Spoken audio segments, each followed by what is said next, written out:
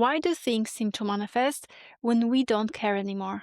Why do exes come back or opportunities start to show up once we move on? I notice that when I give myself permission to not wait anymore for things, things start to shift. And the same happens with people I work with. That when we seem to detach from the process of manifestation, things come. So you hear detach, surrender, let go, and you ask yourself, but how? You hear trust, and you ask yourself, but how? I'm an emotional mastery coach, and in this video, I will show you how to get to that state with practical understanding and practical steps. And you don't need any techniques for this, endless affirmations and visualizations, because surrender is about safety. And safety and trust don't live in your mind, they live in your body. For us to surrender, we have to trust that everything is going to be okay. This part, of course, we know. But what we don't know is that in order to trust, we must first believe in our own safety and prosperous future. Because who wants to surrender where everything seems to be on fire and when we feel like our survival is being threatened? When we feel in danger for our lives and for our future? When you're hungry and you're waiting for dinner, but it's not even started and you don't know when it's going to be served, you're not just sitting there starving. Wait until someone brings you the food. As you wait for that dinner, you make yourself a sandwich or a quick snack. That's what I really feel like surrender is. It's not that we are giving up on the things that we want. We just let go of the attachment to the specific outcome. You're not just waiting, sitting on your hands without any action. You simply take it into your hands and do what feels right in this particular moment. So trust the process doesn't mean to sit and do nothing, play games all day, or just watching TV shows all the time, sitting on your hands. It means set an intention and enjoy your life in the meantime. Do what feels good. It's like set and forget, not set, forget, and waste your life.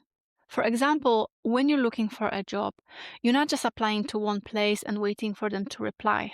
No, we apply to many places and we ask around, we network, we maybe even start doing on the side like a side hustle to make some extra money, maybe turning our business into something that can bring us a little bit of money.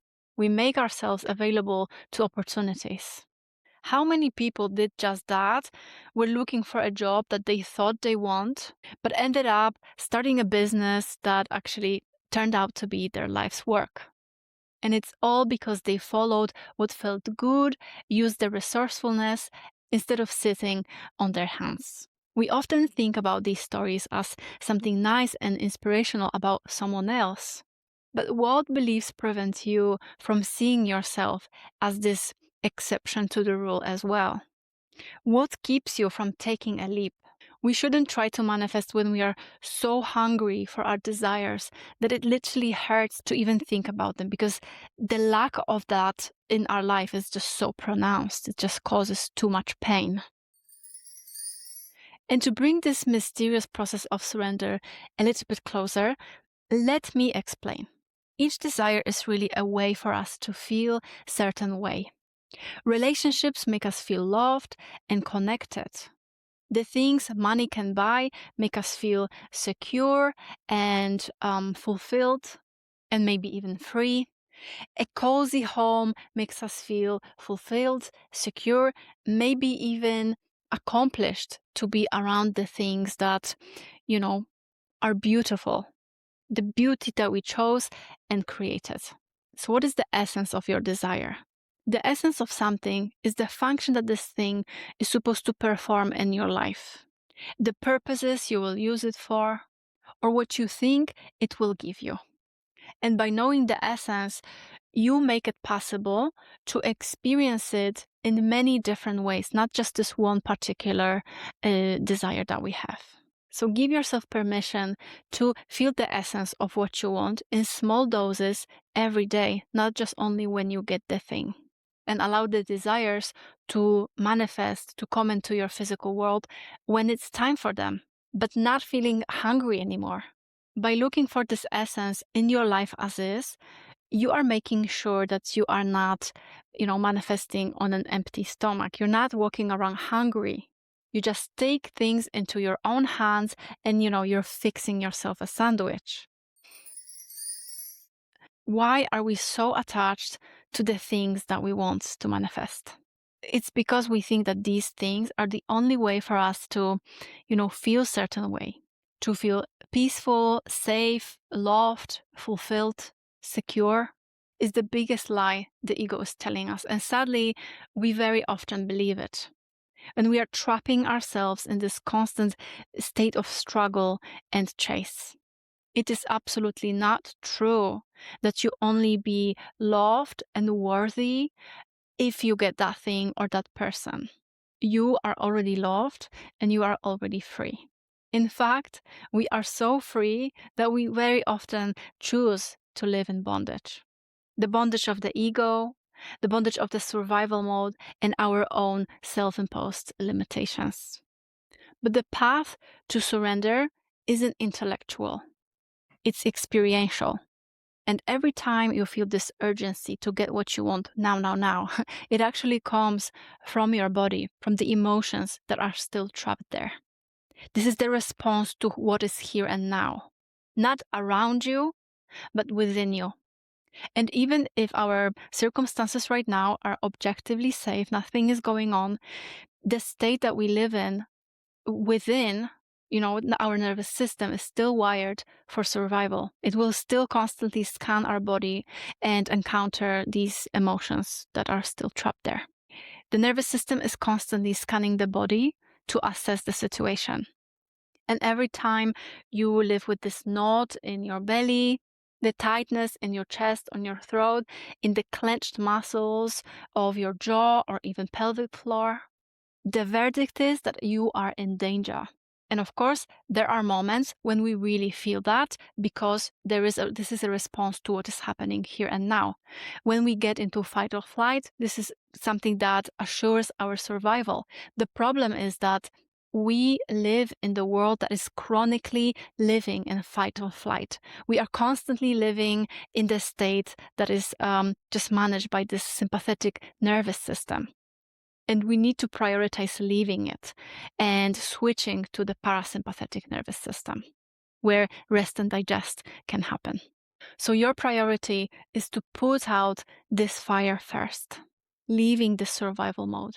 And all you need to do to leave this state is to teach your body that you are indeed safe, that all is well and everything is coming to you as we speak. Even if you are safe now, but you were not for a long time in your past, this feeling of unsafety will be with you until you teach your body experientially that it can leave that state, that all is well, and that we are ready for more blessings to come. We are open. Sometimes it just needs time and this practice to notice your immediate safety. Teach your body to trust yourself and to trust your life, to show up as fresh and open in each moment. So how do we do this? In a moment of doubt, fear, or uncertainty, ask yourself this: am I safe in this particular moment? Am I supported by the ground I stand on? Am I supported by the air I'm breathing in? Do I have enough to go by for another week? If yes, then allow yourself to acknowledge that in this immediate moment, you are safe. And everything else that is a narrative of the ego, and we can just acknowledge it and let it go, because all of this is just the ego interpretation. So create this daily practice that doesn't create the manifestation obsession, something that just adds to your life, makes you feel better and more regulated and more peaceful. You can spend some time in the morning, wake up a bit earlier to set the peaceful intention for the day or meditate a little bit, and then a little bit in the evening to calm yourself, ground yourself in gratitude, or do some visualizations, affirmations if you like. So for the rest of the day, you just chill, do what you have to do, follow your joy, and build awareness. And if you have negative thoughts and feelings during the day, Don't flip them. Don't try to override them with something positive. Just simply notice them. This awareness building is taking care of the problem. You don't have to do anything else. Just by noticing them, there will be less and less of the negative, because awareness takes care of that for you. How to surrender? Surrender is literally you setting the intention for what you want, and next, following the greatest joy in your life. And when you feel something negative, just acknowledge and regulate. From this regulation, you will have trust in your safety and you will be able to surrender. It's not a forceful thing at all. It's just a practice on moment-to-moment basis. So as a final thought, don't detach from the things you want. Detach from this ego need for the drama of this survival level anxiety. The ego believes that your survival is somehow threatened. Don't believe it. Allow the sense of all is well to just nest within yourself, within who you truly are. Attach it to the awareness. I am the only constant in your life. You are the I am awareness, and you are always safe and never affected by the things you feel. Safety also is a feeling, and feelings come and go. Surrender is an ongoing practice. But awareness is always here. It's always aware. So give yourself permission to say, I don't know when it's going to come, but I know it will. So all is well. And what comes next is the real task, which is emotional regulation, nervous system expansion, so that you can receive what you want. And you practice it by conditioning your body and your mind into coherence in moment-to-moment practice. Feeling peace now, coming to the essence of what you want and finding it in your life as is. And that is an ongoing practice where we can choose anew in each moment. If you feel like you're struggling with releasing the emotions and the idea of expanding your nervous system is like black magic, then I have a very affordable course that is called Nervous System Expansion for Manifestation. You can find the links in the description.